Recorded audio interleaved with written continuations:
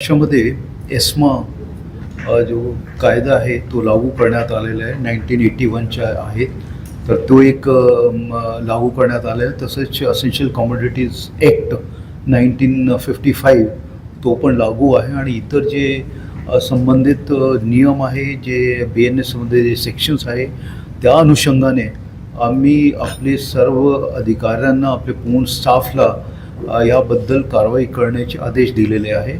पूर्ण शहरामध्ये जिथे जिथे आपल्याला वाटतं आहे की स्केर्सिटी ऑफ किंवा आर्टिफिशियल स्केर्सिटी ऑफ गुड्स जे आहेत, सामान जे असेन्शियल कमोडिटीज असतात जे त्याच्या जर कमतरता कोणीही जाणून बुजून क्रिएट केली तर त्याच्यावर आमची वॉच आहे आणि जे नियम आहे त्या नियमामध्ये जे तरतूद आहे त्याप्रमाणे आपण ॲक्शन त्याच्यावर घेणार आहे.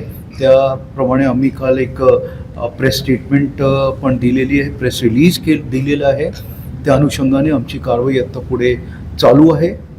आमचे जे अधिकारी कर्मचारी आहे त्यांना सूचना दिलेली आहे की तुम्ही जिथे जिथे जे आउटलेट्स आहे जे असेन्शियलमध्ये सगळे येतात, पेट्रोलियम प्रोडक्ट्स, LPG असो, खाद्यपदार्थ असो किंवा इतर जे साहित्य वैद्यकीय हे असो, हे सगळे जिथे असं दिसला की कोणी जाणूनबुजून हे करताय तर त्याच्यावर कारवाई करण्याचे आदेश दिलेले आहे आणि पोलिसांना पॉवर आहे ते जाऊन चेक करू शकतात.